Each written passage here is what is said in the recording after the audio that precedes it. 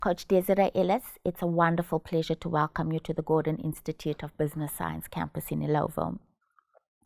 Coach Desiree Ellis is a celebrated South African coach. She manages the South African national women's team, who are affectionately known as Banyana Banyana.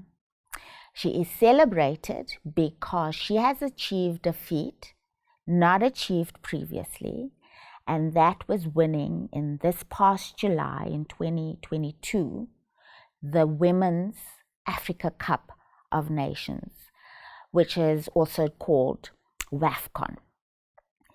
We wanted to hear from Coach Ellis about her experience in how she prepared the team, prepared herself, the systems and processes she set up on this journey to achieve this outstanding milestone, and also to start thinking about what is next in terms of preparing for the World Cup, which is set to be held next year. So, Coach Ellis, I'd like to start by hearing from you about your upbringing. Who raised you in Salt River, and what did your upbringing teach you? And particularly, how does your upbringing influence who you are today? Good morning, Dot. Thanks for having me. I grew up in Salt River in a family eventually of 5. We were 4 girls, and my brother was the baby, the late one. Wow. My parents both worked. My father was a typewriter mechanic. Oh, wow. My mother was a machinist. Later became a sample machinist. And even though we lived in Heidelberg first, we used to travel every day to Salt River because that's where we went to school. My parents worked, obviously, and we stayed at my grandmother's place in the afternoon. And then as the children came along, the house got too small. We then moved to Hanover Park and still traveled every single day. And in the evening when my father got home and my mother, we would then travel back. So that was Monday to Friday. And then weekends we would spend at home. So as a young child, I obviously loved playing games. And because we stayed at my grandmother's place in the afternoon, the next few cousins that came after myself and my 2 sisters were all boys. So we ended up playing all the games boys played, and football was one of them. At school, obviously, I played netball. I did hockey. I did athletics. I was also doing ballet, and I was on blocks at the Ian Group. But in the afternoon, we'd get home from school, and the boys would be waiting for us to play the game in the street.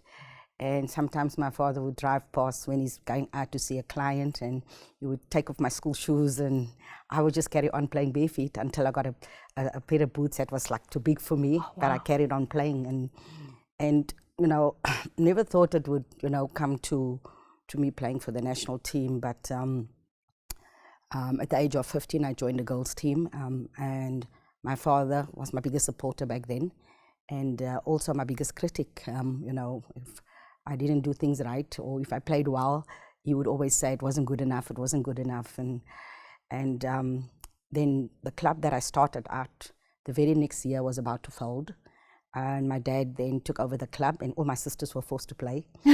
My mom helped with the club as well, and unfortunately, my dad died in 1988, and I know he's watching from above, but my mom then became not just my biggest supporter, but my prayer warrior as well. And I have a family that's very supportive. But the values they've taught was always to be kind to the next person. Was always, they say I'm a very cheerful giver, and sometimes I don't know when to say no. And sometimes when I say no, I feel terrible about it. But unfortunately, that's the part that people take advantage of. Because I'm a soft person at heart, they think it's a weakness, but it's not. It's just who I am. But from a very young age, I was also passionate in whatever I did. Because people sometimes ask me, where did my passion for the sport come from? But for me, it's about whatever I do. If I cannot give 100% to it, then I cannot be part of it, because it wouldn't be fair on the organization, on the individual, for me to give half of myself instead of giving everything. So There's many organizations that want me to just be on a board, to just be a patron, to just be an ambassador. But I have my own foundation as well, where I do a lot of feeding back in the Western Cape with organizations from Innova Park and other regions, because I feel the need is about people going to sleep at night having a plate of food more than somebody asking us to sponsor them because they need to go to a tournament abroad. So I go into that with other organizations as well, because we all have to give back somehow, you know. We all have to help the next individual, because we're not on earth just to be. We're on earth to make a difference, and it doesn't matter how small that difference is. But my passion was always for football.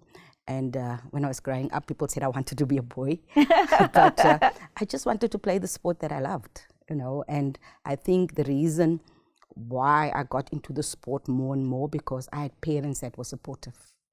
Even though the norm back then was girls don't play football. But I think over the years, you know, with performances and all of that, the narrative has changed. You know, the narrative has changed that my niece's daughters are now playing football, you know, because of the exploits of Banyana Banyana. But like my mom always says, be kind to the next person. Make sure that if you can help, help. Because you don't know whether you'll be in that situation one day when you need help from someone. Yeah, that's really been a strong foundation that your parents left.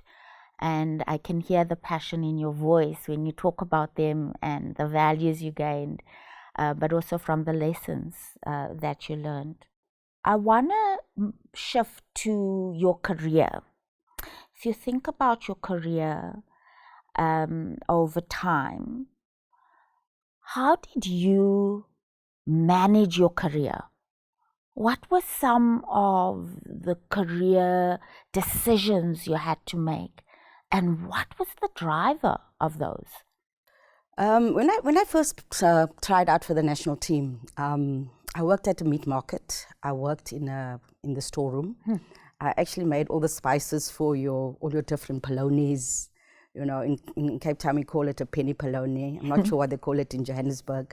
Your French polonies and all of those, and the biltong that they made in the supermarket. And I then got the opportunity, you know, when our former president Nelson Mandela was released, I got the opportunity to try it for the national team. And we drove up in a minibus back in the day to Johannesburg to try out for the national team.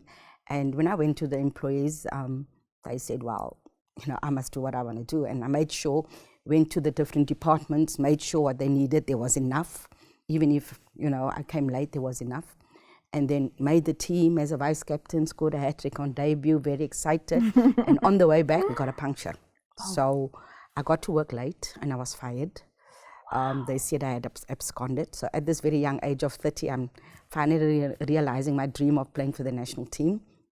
And I was at home for 3 years, did little odd jobs. I remember one of the jobs was door-to-door sales, you know, going to try and sell things to people in Noordhoek. And this is an area that you walk like huge distances to get to the next house because the properties are so big. And maybe at the end of the day, you don't sell anything. So I had to make sure that I had enough fare to get home. Didn't have my own transport back in the day, so I relied on public transport. At the time, I didn't have soccer boots. My soccer boots had a hole in. I just taped it up when I was playing for the national team. And then I sort of got a sponsor from, you know, Adidas to get me some boots. I then, you know, went back, worked at a bakery where they sell food. So, you know, you go there and you say, I want curry, and you weigh it off and you give it to people. Yes. So I worked there as well. And then, you know, Mark Leeson, who was running the Kickoff magazine at the time, I was looking for someone to answer his fan mail. Oh, wow. And you know, like, for example, somebody would write in and they would ask, you know, which club does Benny McCarthy play for? Do you have the address? We'd like to send him a letter. And I would then, you know, type that up and put everything ready, like an envelope, and he would sign it and would go into the envelope. And he would pay me R5 a letter. Wow. And he said to me, you don't have to work all day. And I'm like, Mark, I haven't been working for 3 years, you know. And then at 5 p.m., I would then go into the subscription department where they would pack, you know, the magazines that they sell, the Men's Health, the Sports Illustrated, and I would pack the gifts. And then I would look at my watch and it's 7 p.m. and I'd run for the last taxi to take me to Hanover Park from Cape Town. And then when I get to the bus terminus, the bus is gone, and I would then run down, and my mom would ask, how did you get here? I said, no, the taxi just dropped me now. So I would do that on a regular basis, you know, until I got this job at Touchline. And then obviously when I got the job, I was playing for the national team, and I had to take unpaid leave all the time. After maybe the first camp, it would be unpaid leave. And back in the day, we didn't get paid as much money. So I would have to put that money away and make sure, even though it didn't cover my salary, make sure that, you know, that at least I had some money. I then became an ambassador for the World Cup. I had to give up that job. And during that time, I joined an organization called Stars in the Eyes. It was Dutch-based, but the brainchild was a South African who's now living in the Netherlands. But we also had a director here who's become like a family friend, who also now lives in Johannesburg. I think it's my guardian angel, him and his wife. So I got involved with that, and we would go into communities and not necessarily take football people, but take a community worker already and educate them with football, but also life skills to go back into the community. And then, you know, Coach Vera came into the country and became the head coach of Banyana Banyana. And we had this get together, and she asked me to be an assistant coach for one game. And then I ended up being an assistant coach like for a very long time. During that time, we didn't qualify for the World Cup, and I think that was really a low moment. We battered Ivory Coast, and they scored right at the end, and that was us knocked out of the World Cup. And it was a very sad moment. And then immediately after, we prepared for the Olympic qualifiers and eventually, you know, beat Equatorial Guinea away from home for the first time. In their country, they lost a game. And we were on our way to the Olympics, you know. And even though I didn't play, I was an Olympian, you know, going to the Olympics. And after the Olympics, Coach Vera obviously didn't carry on with the duties. And I was asked to be the acting coach for one game. And I was very excited. We won that one game. And we took the team to the WAFCON, where we came fourth in Cameroon. And then I was the acting coach. In 2017, we went to the COSAFA Cup. But just prior to that, there was an opportunity to do a presentation to become the head coach. And it was myself and two coaches from abroad. And while I was at the COSAFA Cup, I got this message to say that the head coach that they're going to appoint is coming. And all I said to them was, okay, if that's the case, you know, just book my flight back. They said, no, it's not necessary. So I said, how would you like to work in a space where the big boss that's going to take over is sitting up there? So who do the players now listen to? Eventually the person didn't pitch or didn't come. And in that tournament, the semi-final, we didn't play well, first off. And I'm standing outside, and the assistant coach comes and she says, are you not going inside? And I said, wait, I have to think now what I'm going to say, because this is not going to be a normal halftime chat. It's going to be a chat about something different. And I go inside and I look around and everybody's head is down. And I'm like, okay, we spoke about two things. We spoke about not diving in. That's the first goal. We spoke about covering each other. That's the second goal. That's the second goal. But if anyone here don't believe that we can win this, you need to tell me now, because then I'll put someone else on. I said, Cecil had just renewed. So if you don't want to do it for yourself, if you don't do it for your family, at least do it for Cecil, you know, because they maybe could not have renewed, then where would we be? So we go out second half and things are just not connecting. They miss a pen, they score a third goal, they miss a penalty. And I turned to the assistant coach and I said, we're going to win this. And we believed, and we just couldn't. And then I call it divine intervention, whatever. All of a sudden, you know, everything just came together. You know, we changed the formation, we go 3 up front and everything, and we score. This is on 75 minutes, we're still 3-0 down. Wow. We score 1 goal, Leandra gets a penalty, we score another goal, 83 minutes, 3-all. And I'm saying, calm down, you know, calm down. And then it goes into a penalty shootout, and we win that. And I think that's where the mind shift changed. We won that tournament, and I became the first South African to win it as a player in 2002, which was actually my last game for the national team, and now as a coach. So anyway, so we get back. I'm still the acting coach. We win all these awards with the national team of the year and all of this. And 2018, beginning of 2018, I get called in and I get offered the job of the head coach. So after almost 2 years, I now become the head coach. And obviously, Coach Vera, I still chat to on a regular basis, still a mentor. And when I took over, I didn't change too many things. I just added because it wasn't necessary to change what she had put in. It wasn't necessary to start from scratch. Yes. Because there's others that have before her had put in that foundation. So you just carry on. I made sure that I got people that were experts and obviously people that I could trust to work with. Yes. Not somebody who's after my job. Okay. And I don't micromanage. You're an expert. You have the assistant coach, you have the goalkeeper coach, you have the performance analyst, and somebody calls them video analysis, but it's actually performance because they enhance the performance by showing video footage to players. You have a football conditioning coach, and you have manager and everybody else, but I chose the technical team that I wanted. And for me, that was so important to get the right people. People that understand women's football, people that have the same vision, people that buy in, because we have to be one.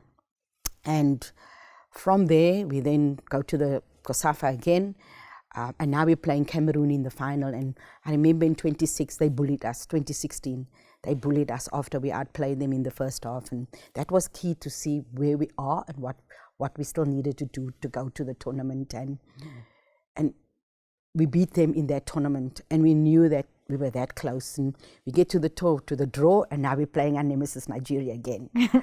We win that first game, and that set the tone for the rest of the tournament. And we played the best football in that tournament. And then we get to the final, and we minus Rafiel Wejani, a few players are injured, and we lose that on a penalty shootout. But yay, we're going to the World Cup. So it wasn't too difficult to switch from player to coach, because while I was playing, I was already coaching at the junior level. While I was playing, I was a PRO for SAFA Cape Town. While I was playing, I was also in charge of the under-15 team that played in the Nike Premier Cup then. So when you're on the field, you're almost a coach. And having Coach Vera there and seeing how she worked, very meticulous. And if I was a player back then and she was the coach, I would have been a better player. So we just learned from those things and added a little bit of that and added a little bit of my own. But I have mentors that I can tap into, very influential administrators, Nomsa Mahlangu, who's from University Football, Elamu Groenewald, University Football as well, but also was on the board of rugby. Fran Hilton Smith, who was a technical director, and a whole group of coaches. I'm in a group with PSL coaches as well, and we encourage each other. So a whole group of coaches. I can even tap into coaches back in Cape Town. And that for me was key, that I could not be afraid to ask for help. Yes. Not be afraid to say, how do I do this?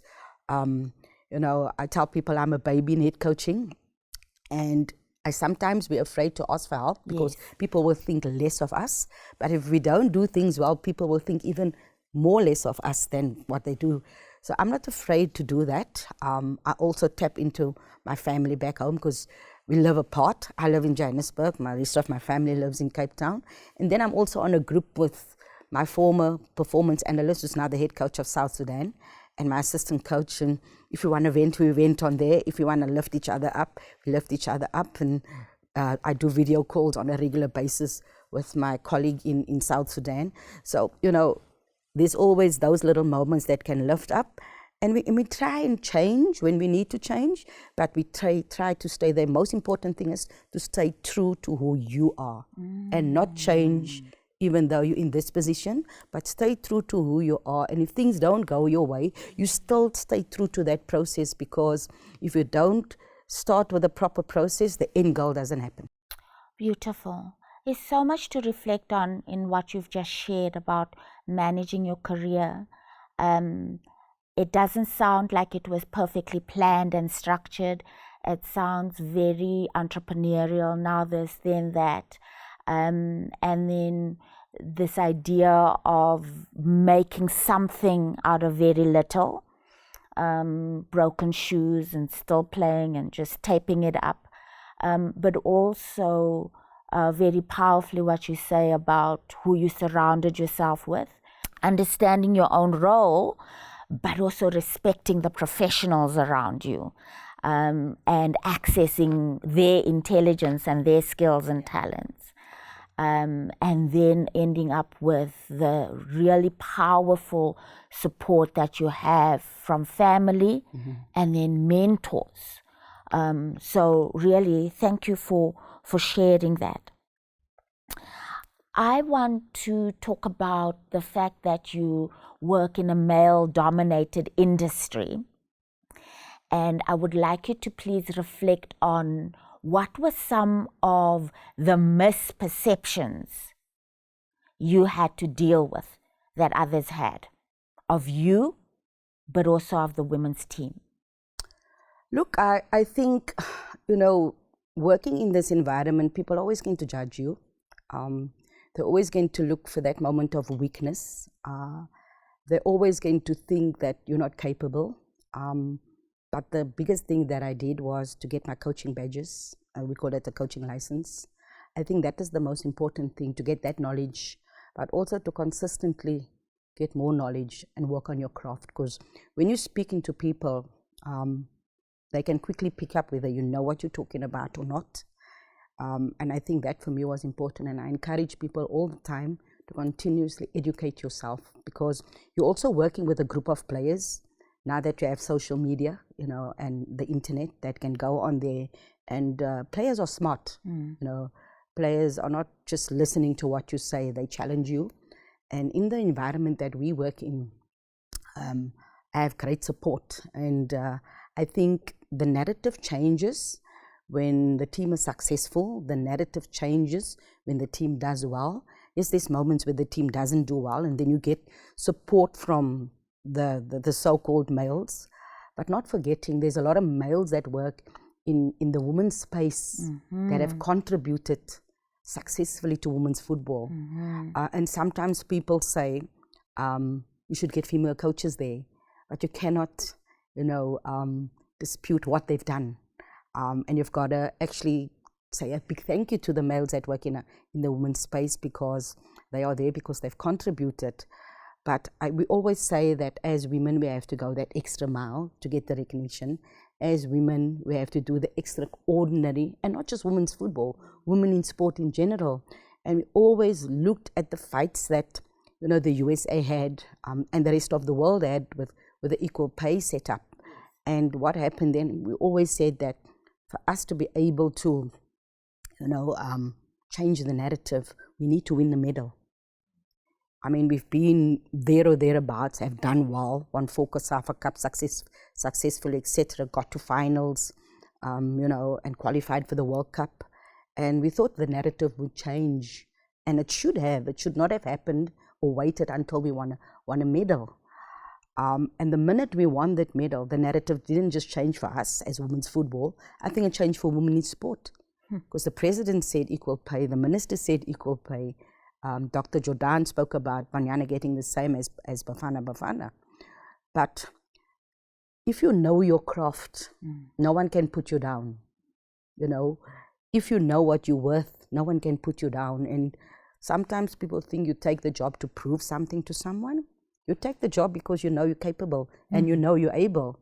And that is my message to the females out there. Step into the space. It doesn't belong to anyone.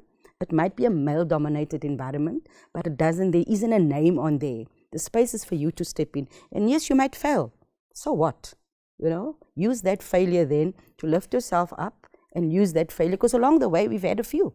We've had a few as a group along the way, but that motivated us to do better, to keep it at the back. Yeah. Because it's a reminder of what happened, and make sure it doesn't happen again. So step into the space, take up the space, because it's got no name on it. Take it up and grab it, because the opportunity is there. And then it's up to you to make use of that opportunity and show your worth and your value while you're making use of that opportunity. Outstanding. I'd like to go back to something you mentioned earlier, and that is about this transition you had to make from being player. You had some management positions and then certainly as head coach.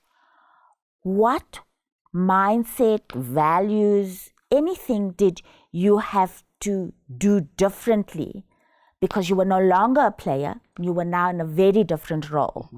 And I'd like you to just reflect on that for us, please. Look, when you transition from player to coach, I'm no longer a friend to a player. I'm now the head coach. But I'm also not a person that's going to put my power on you. I'm still your friend, but there's a limit to being your friend because I want the best out of you. And as coaches, I say you cannot be in the job and not care about the individuals that you work with. But the most important thing has been teamwork. We work in a team environment, and I think teamwork is key because it's a lot of individuals, a lot of staff members, and a lot of different players that come from different backgrounds that have their own different challenges that you have to manage to make it one. Yeah. And in that space, you now got to work together for one common goal. And sometimes it's difficult, sometimes there's challenges, and there's always challenges, especially when a lot of women work together. Yes. But if we have that one vision and that one goal, and if there's failure, we lift each other up. I mean, from the World Cup, we went to try and qualify for the Olympics and lost in the first round to Botswana, who we should have beaten maybe 10-12, and it didn't happen. And they won on a penalty shootout, and you walk into this room, dressing room after, and everybody's just sitting as if someone died. And all I said was, look, this is a game we should have won, which we did not. It's not the end of the world. Yes, we wanted to go to the Olympics, but let's not play the blame game here. Because there's many players that could have scored 3 or 4 goals on the day. I said, we win together, we lose together. But this moment now, we need to be there for each other because the media might have a go at us. The fans might have a go at us. Now we need to back each other and we need to stand together. Yeah. And from that moment on, we knew, yes, we're not going to forget about it, but we knew it's going to go forward and help us. And then 2 years later, we get Botswana in the COSAFA Cup final. And they're flying all these ministers and whoever in. And because they'd beaten a team that contained now a lot of players that played abroad, was now not part of this COSAFA, they thought it was going to be easy. And we just put it behind us and we won that game and we moved on.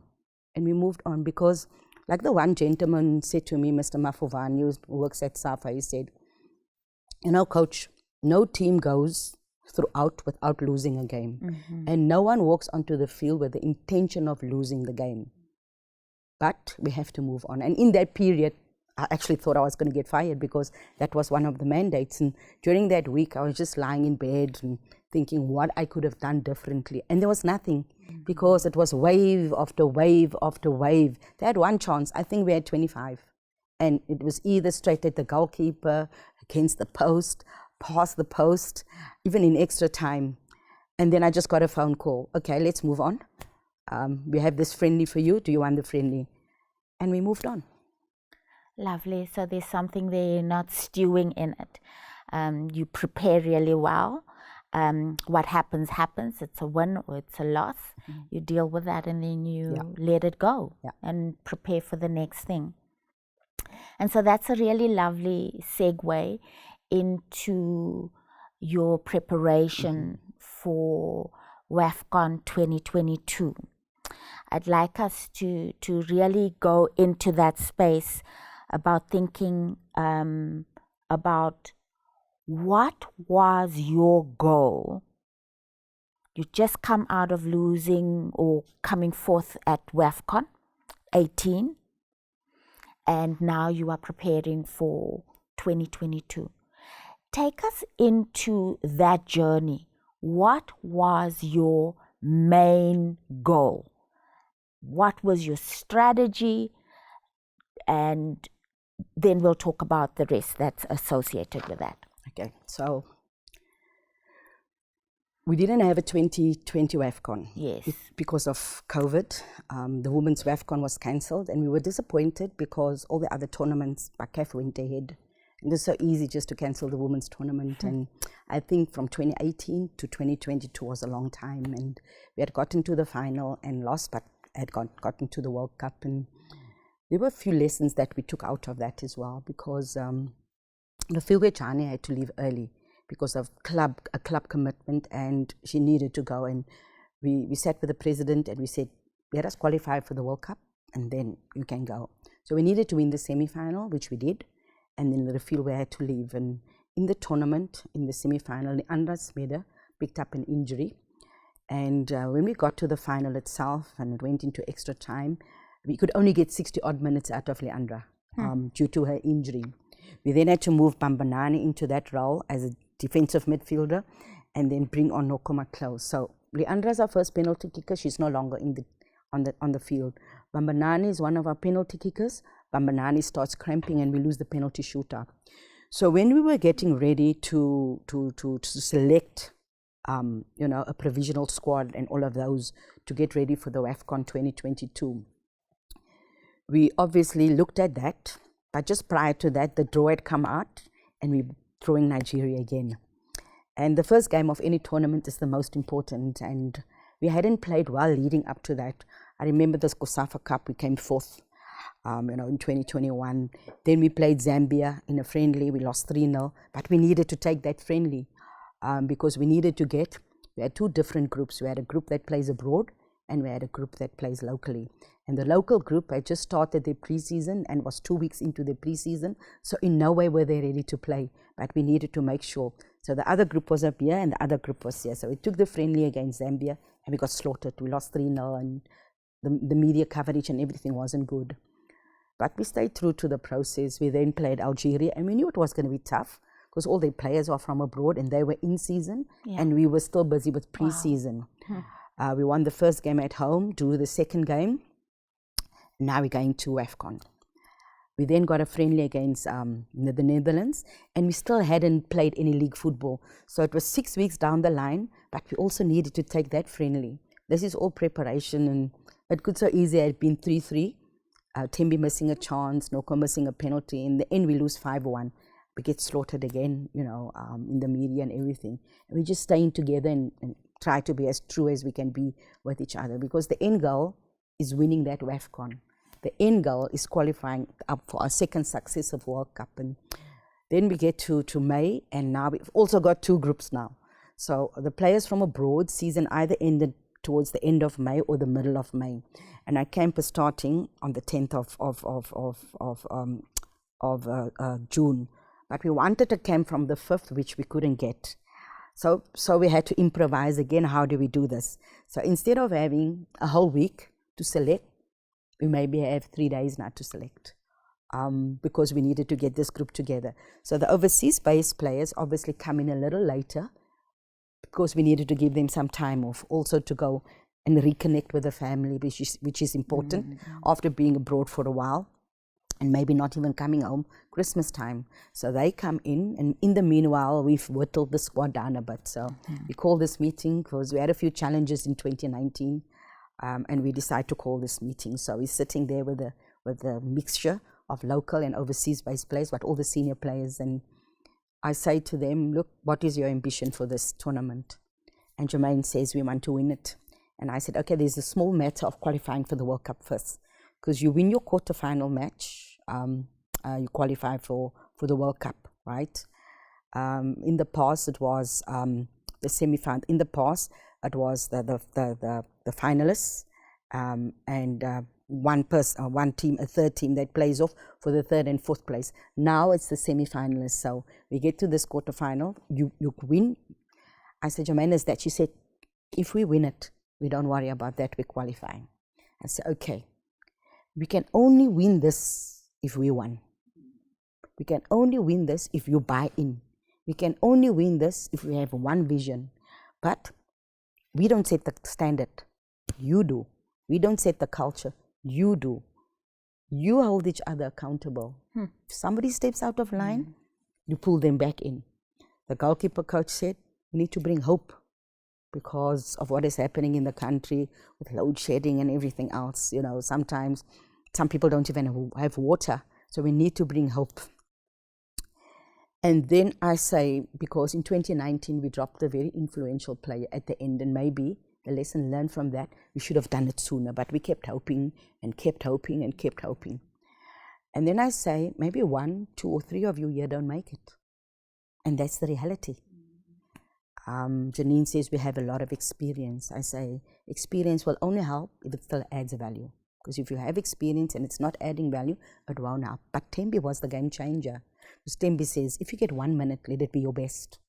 If you're on the bench, then become the biggest cheerleader. And for me, that was the biggest game changer. Wow. So anyway, we wanted to leave for Morocco on the 16th, but we only left on the 21st of June. And in the time, all around us, we see all these countries playing all these friendlies, and we couldn't get one. But we carry on training, we work really hard, and you could see the team is together, you know, and the team is connected. And now leading up to our first game, I don't think many people gave us a chance, even though we've beaten Nigeria at WAFCON 2018, even though we lost the final. We hadn't lost in 90 minutes to them. We went to the Aisha Buhari Cup in Nigeria and beat them. Now we're playing them again in the first match, and for us that was the most important because it sets the tone for the rest of the tournament. And we then play them and play really well. Now it's up to us to manage. And people didn't understand why we changed the team every time. We didn't have a friendly, so we couldn't match the match fitness. Now in the tournament, we needed to make sure that our best players, our key players, are kept fresh all the time. And after winning that game, we play Burundi, and we didn't disrespect them, but we felt we had enough on the pitch. And many people say we didn't play well. I thought we did. We just didn't score the goals we were supposed to score. So we get behind that game.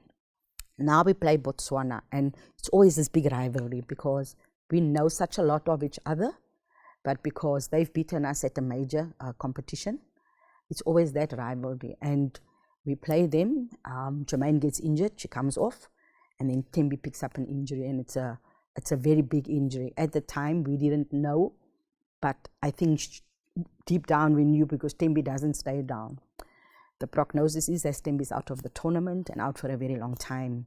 She injures Achilles tendon, and it's a little bit of a somber mood, but like we said to the media, we've chosen this squad for every eventuality. Going back to 2018, we wanted to make sure that if anything happens, we have enough players that can play in different positions that's multifunctional. And yes, the mood is somber, and Thembi puts this amazing message in the group and says, injuries are part of the game, and no one saw this coming, but it happens, and we still have our goals. We still can qualify for the World Cup. We still have the goal of winning WAFCON, and she was still around when we played the quarterfinal match, and it was a tough match. And in between the Botswana game and the Tunisia game, we also had COVID in camp. And that really set us back because we had this small group training, and you could see the mood was down. And I said to them, when I chose the squad, I said, I'm choosing the squad for every eventuality, and we trust you. We trust you. Like we said in the conversation to the players in the meeting, we won't leave anyone behind who we think will win us the competition. We trust the players that we've selected, so we want that trust back for you to give everything that you have. I said, now is the time for you to stand up because we have trusted you. And it was probably one of our best sessions in the whole tournament. And then Safa came through for us with helping with the COVID situation. But I think more importantly, God came through because when they did the next test, everybody was okay to play. But we also needed to manage the loads because players hadn't trained. So we get to this quarterfinal and we make it difficult for ourselves. We score early, have chance after chance after chance, and we don't finish the game off. And at the end, we really showing our resilience and our character by holding on, and we qualify. And Thembi comes down and she's dancing on the crutches, and we were so happy. And we said we're going to do this for you. And the players were all very excited, and then she had to leave. And then obviously we're playing now another country in the semi-final who we know a lot of, Zambia. And in the last 2 matches that we played, we didn't do well against them. And we knew it was going to be a tough game. And I thought the first half we didn't go well, but the second half, and then we got the penalty at the end, and there's a lot of contentious talks about VAR and everything else, but we didn't give ourselves a penalty, and we score. And now we're going to the final. Because we always said, you cannot win the final if you're not in the final. And then the shenanigans start where we can't train where we trained before. We need to train somewhere else. And they put the sprinklers on and there's no lines on the field. And our players just laugh it off. You know, they laugh it off, and nothing was going to stand in our way. And the morning of the game, we see on social media that the stadium is already packed out. And as we're driving, people are walking and showing us like the thumbs up or the thumbs down, and we get into the stadium itself, and we just see this crowd. We walk onto the field, and we see, wow, there's not even a space for an ant in that stand. Wow. And normally the players come out with their shades and their phones and take pictures on the pitch walk. They came out singing and dancing, and go back in. They come out for the warm up, and I'm sitting there, and a journalist come to me and she asked me, "Coach, are you okay?" And I said, "No, I'm fine. I've done my work. It's up to them now."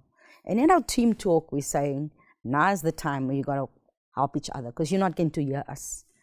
And through the lasers, through the crowd, whether it was 50 odd or 60 odd thousand, we knew back home there was 60 million supporting us. We got all these messages and all the messages of support. And we got a video, a Zoom from the president. Yes. Ramaphosa. We got a message from our Zoom from him as well. So the players, and he asked them, "Are you bringing back the trophy?" And they said yes. And through all of that, we control the game, we control everything.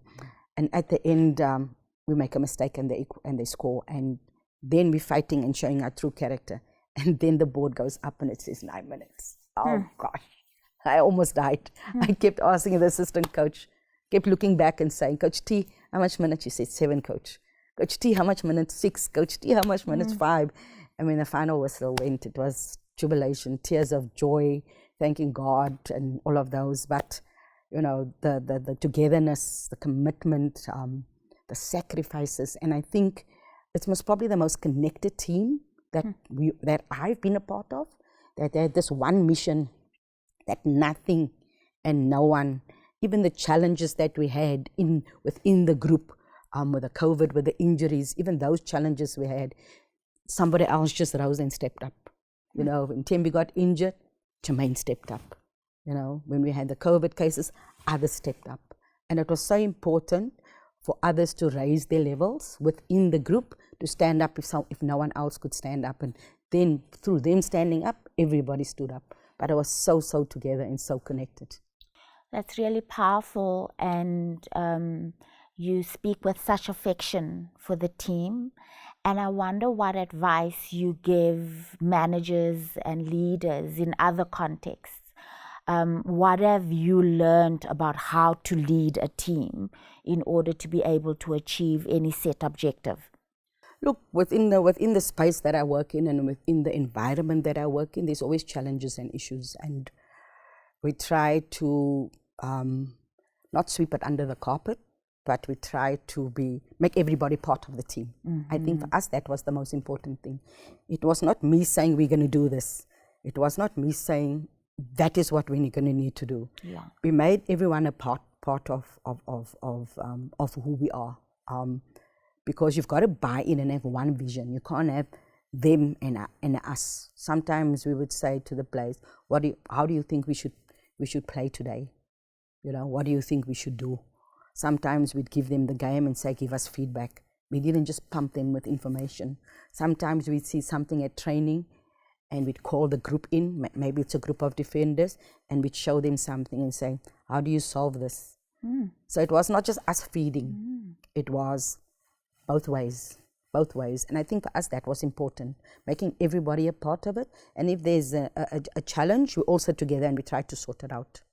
We don't push it aside and we don't ostracize anyone, because teamwork for us was so important. Yes, you have the talent, but if you can't play within a team environment, then you're not going to succeed.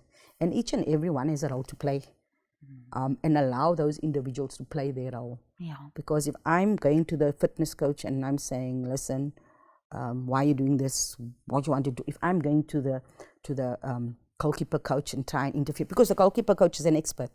I know a little bit, but I'm not an expert. I know a little bit of football conditioning, but I'm not an expert. You know, I know a little bit about medical, but the doctor and the rest of the medical team is there to do their job.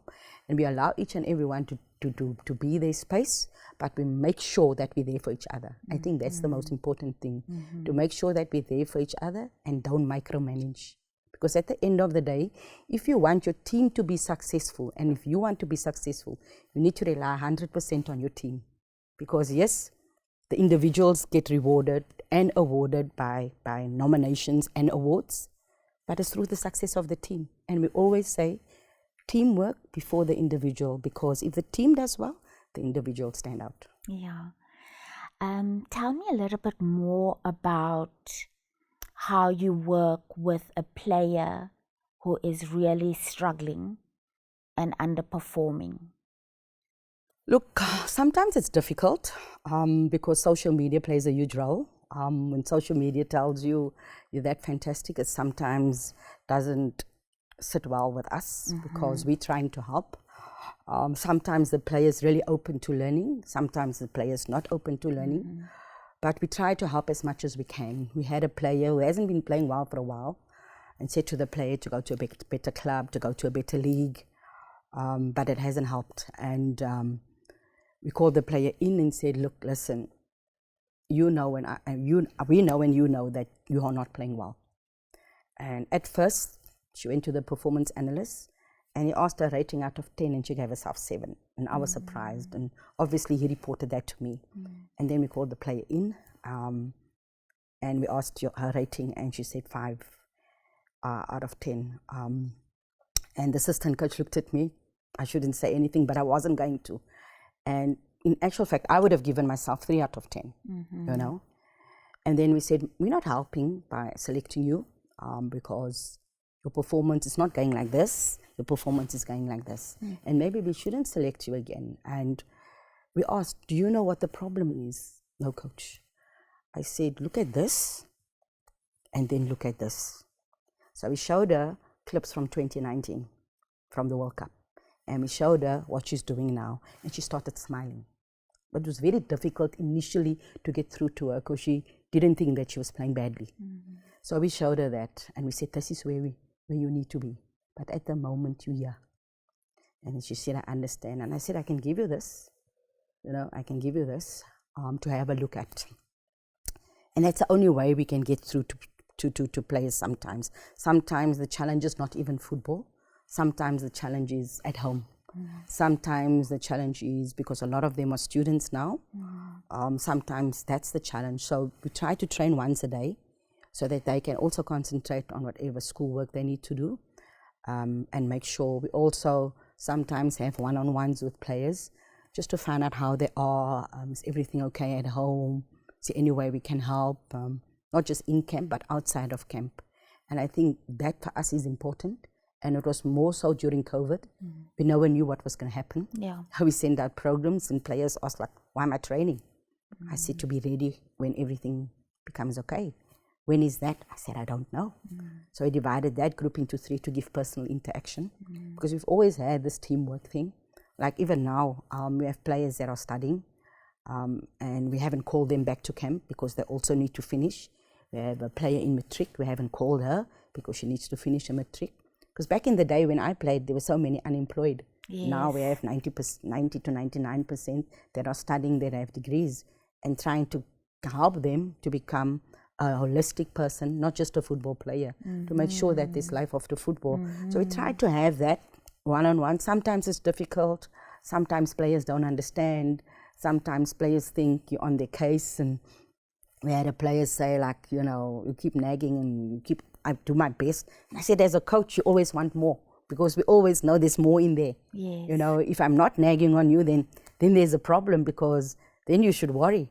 Because as people that are in sport, but I think the same in business, if you don't try and get the best out of the individual, the whole setup will suffer. And at the end of the day, the individual will be the one that might be fired in a work environment or might be replaced by someone else. So you try and first make the player understand how important they are to the cause and what they can do better.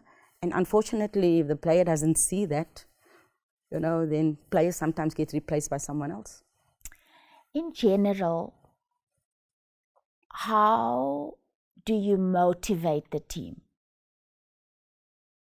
Look, this last camp, or this last WAFCON, we brought in a mental coach. We felt it was very important. A lot of the players, especially during COVID, went through some tough times, lost family members lost jobs. Some of them struggled financially, some of them struggled emotionally. And in that time, we lost our kit manager who had been with the team for 11 years and was very close to players, and we needed to manage that as well. So we try to have this personal interaction where we can, where we just check up on each other on a regular basis. We have a staff group where we'll just say, hi, how's everyone doing?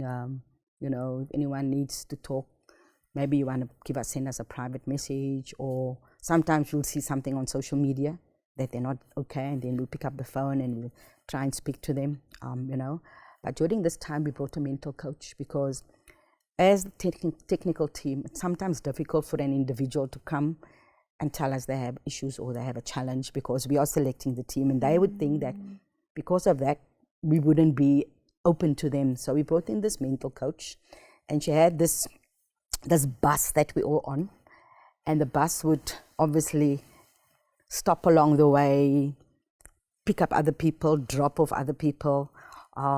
Sometimes the bus would take a detour, but you still need to have that end goal. And in that way, we always not pushing or not imposing, but always the task at hand. And because we've made everybody a part of this, it becomes easier to sort of not motivate individually, but motivate as a group. I mean, we celebrated after every game. We beat Nigeria in the first game, we celebrated. The next day, it was back to business. Because the players knew what was the end goal. Yeah. So not very difficult. The mental coach, when you speak to them, they say she motivates me, which surprises me, because it's got to come from inside first. The huge bonuses that was offered, and people say it's the outcome. It's not the outcome. The win and the bonuses is the result. At the end of the day, our players come from a lot of different backgrounds, and that money changes their lives. So you can't say that's the result of the outcome. And I think in a way, they were so determined to win it. They were so determined to get that to change lives. Some people have said they're going to buy a house, they're going to build houses, etc. And I'm holding them accountable to that, because whenever I see them, I bring that up to the individuals. But it's easier when you're in together in one space, because if you're in a space where you're on your own, you need someone to motivate you sometimes, or just make you believe that you can still do that. But in a group environment, we have a lot of players in our group that hate losing. We have a lot of players in our group that plays at a level and expects everyone to play at that level. Jermaine is a very sore loser and a very bad loser. And she's got this mentality that when she pushes, everybody's got to push. Tembe has the same mentality. The Filwejani, all of those overseas-based players have the same mentality that when they come into camp, the level goes from year to year. And if you're not going with this level, then we leave you behind. Or we tell you this is what you need to do. So it's in a group situation, it's much more easier because they motivate each other. And on the side, as a group, they have their own little meetings, of guys, this is what we need to do. One more game. This is what we need to do. Let's do this. And no matter what. And during the final, we had, I think, Linda and Jermaine, who were cramping slightly. They didn't want to get off the field. Jermaine said, no, I'm staying on. No one's coming past me. So, they have that group of winners, and they bring the others with them as well. How do you get people to do what needs to be done? I want you to think about, why would a player listen to Coach Ellis? Why would the president of SAFA listen to Coach Ellis? Why would anybody agree to be influenced by Coach Ellis? What is it about Coach Ellis, and what are the things that you use to have influence over others? I think in the space that I'm at, working with a group of players, but also working with individuals. We've made it a point, not just Coach Alice. You also have Coach Tina, who's the assistant coach. You have Coach Cameron, who's the goalkeeper coach. You have Coach Rida, who's the conditioning coach. You have Mpo, who's the performance analyst. We've made it a space where players are comfortable with certain individuals. So our doors are open. You come speak to me if you want to speak to me. You can speak to Coach Tina if you want to, because people are comfortable with different people. And we then take that information and we sit together and we talk about it. And we then generalize. I make the final decision, obviously. I have the final say when we have meetings and the president wants to come and talk, or an individual wants to come and talk. In that meeting, my voice is the last voice they must hear. Otherwise, they're listening to somebody motivating them with money instead of the team tactics. It's not per se, sometimes it's just a different voice they need to hear. Sometimes I will get up to shout from the line, sometimes the assistant coach will get up, sometimes the goalkeeper coach will get up, because in a team environment, it's never about me. It's always about the team first. And that for us is the most important thing. When we say to players, you have a session where you can do something, we're making them a part of it as well. Even though sometimes that session is chaos, but we're making them feel a part of it. So it's not necessarily listening to me, because Coach Tina is not going to tell you anything different that I'm going to tell you. Coach Cameron's not going to tell you anything different that I'm going to tell you. In a halftime chat, I will have my say, and then I'll leave to Coach T to add anything on, and then we'll go around and we'll speak to individuals if we still have time. So it's not about Coach Des, but it's about us. It's about the team. And I think that has worked really, really well for us, where there's no one person telling you what to do all the time, because that can also become monotonous, but I can also show that you're inflicting power on someone instead of giving care, instead of giving information. So it's not just me, it's the whole group together that work together. And as I said, we don't micromanage. Yes, if I get information late, then I step in. If I see things are not right, I'll go to the goalkeeper coach and say, I'm not happy about this. But it's always in an environment where it's open, free space, where people and players are allowed to express themselves. Yeah. If a player says, but can we try this? We don't say no.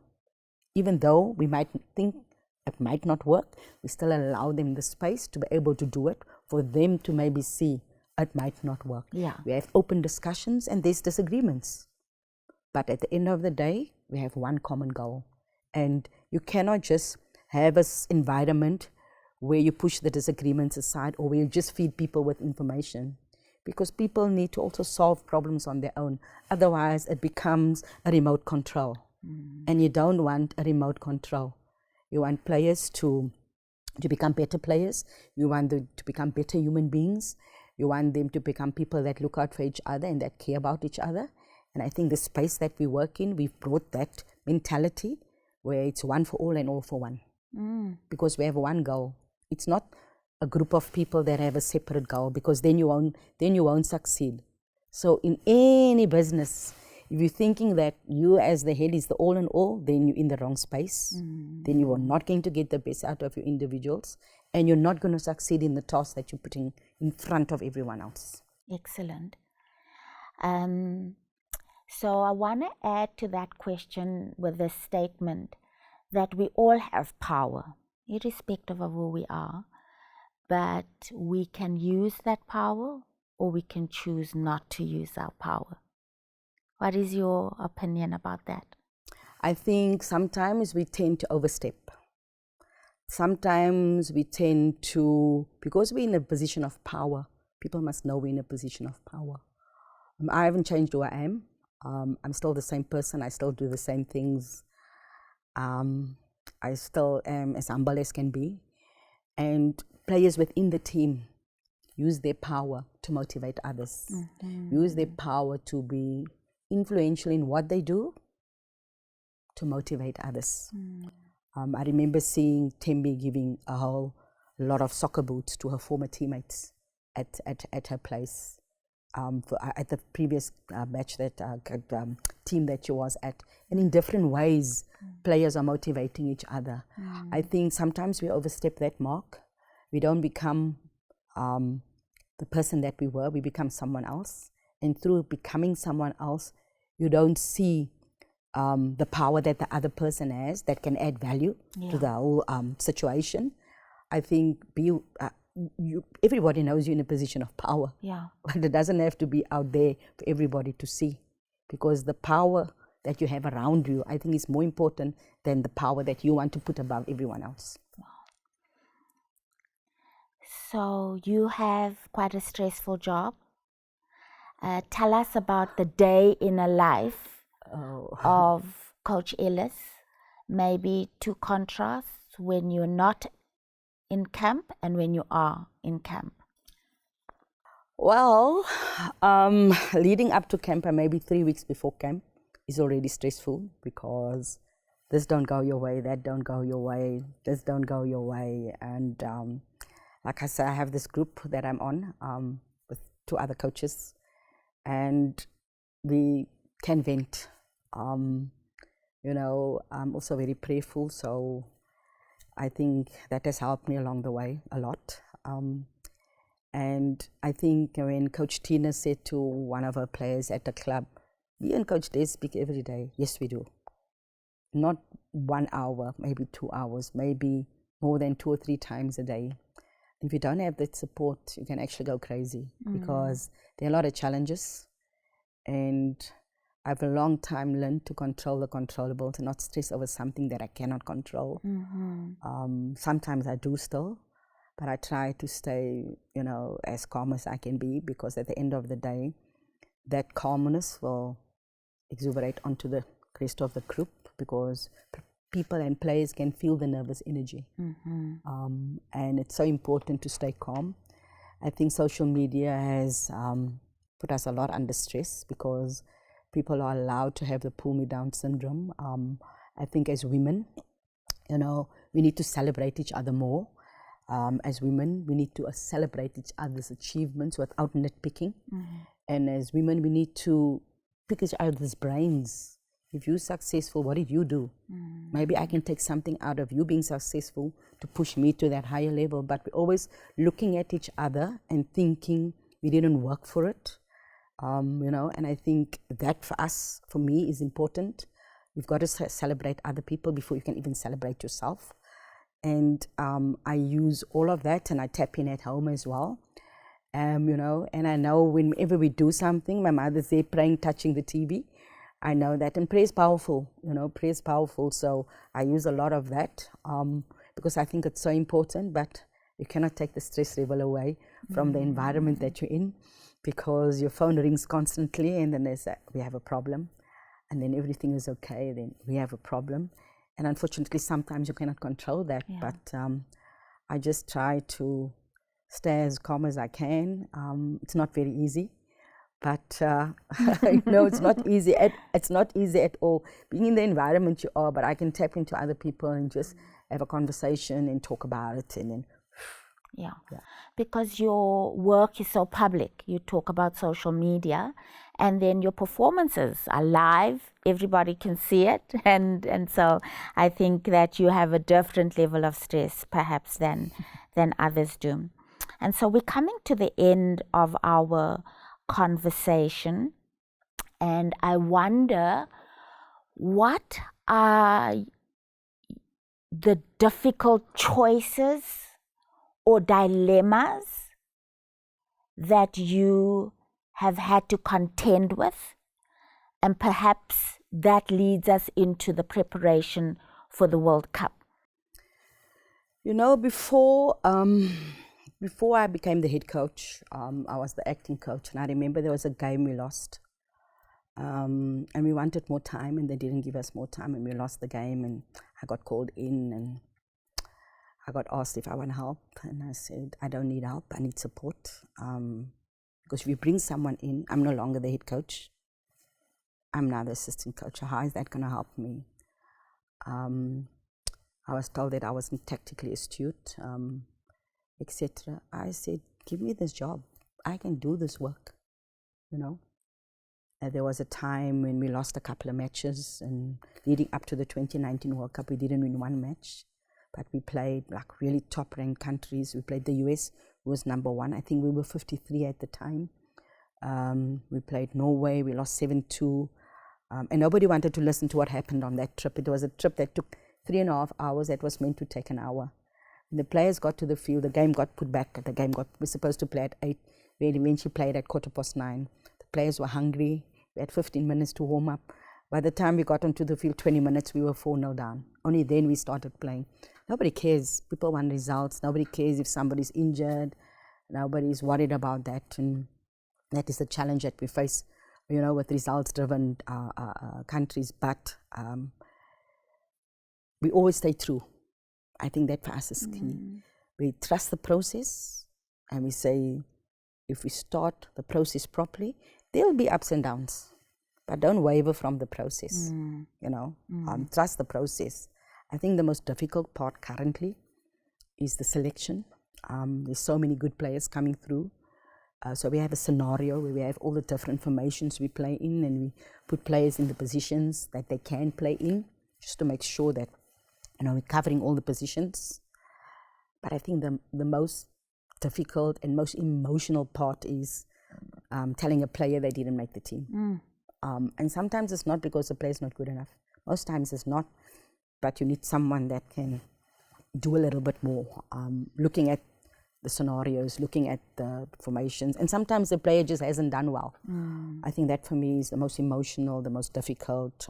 I've been there, you know, getting dropped. I've been there many times, but it's still the most difficult and the most emotional, especially we're going to a tournament, whether it be the World Cup or the WAFCON, because players have ambitions and players have dreams and players work for years, but unfortunately, it's not about the individual, and I sometimes have to make always a football decision and not a sentimental decision. At the end of the day, I'm the coach, but it's not my team.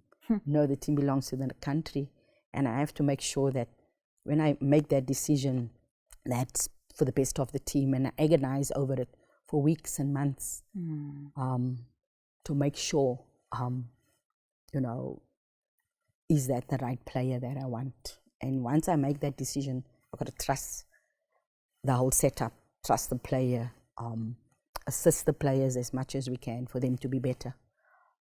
But just that moment where you have to tell, I think that is for me. I will lie in my bed that night and I will agonize, because emotionally it doesn't just affect the player, it affects me as well.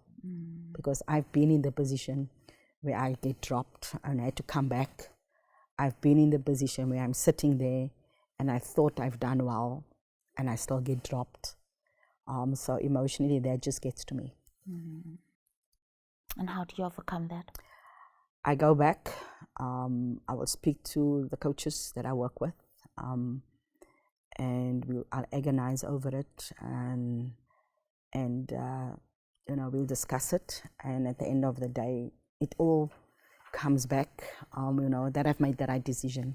And sometimes you make a decision and you take a player with because the player's done well, and in the end the player doesn't give you the performance, and it's not because you made a bad decision, it's because the player did not step up, you know. So I agonize about it, but I also have to move on, because there's few other players and few other staff members relying on me to give my best.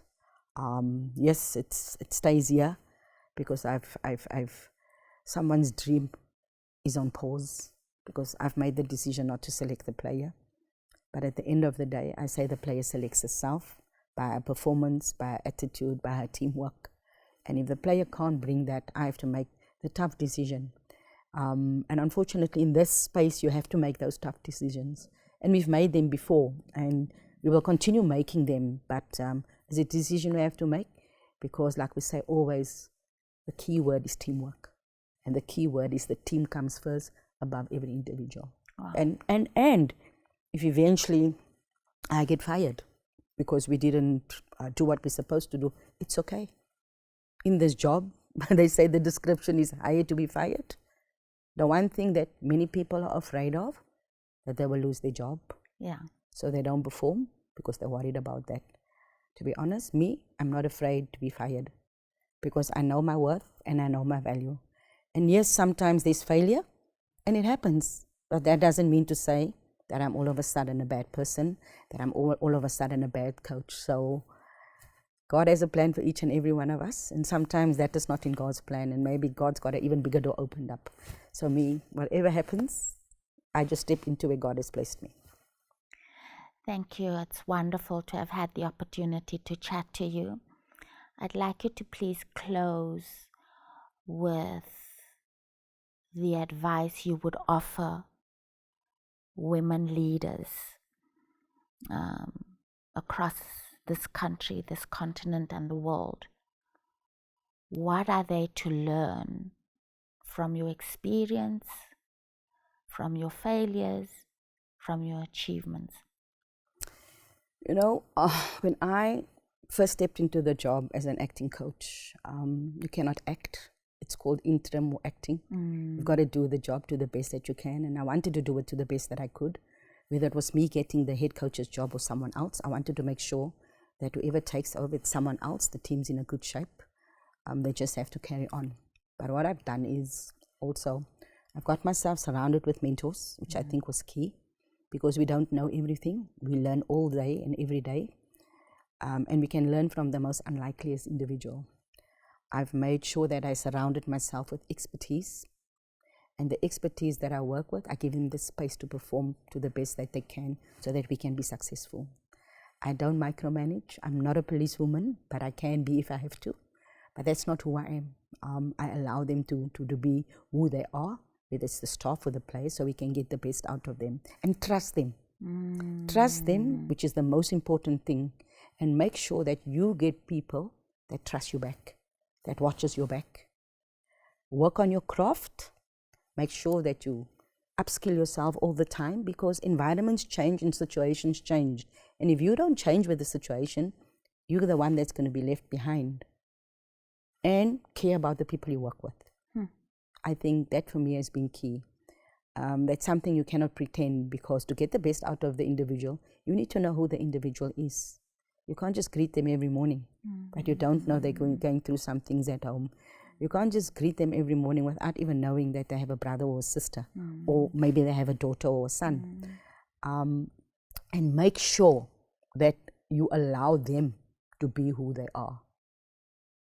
And make sure that you know your worth and your value, and do not step aside for anyone.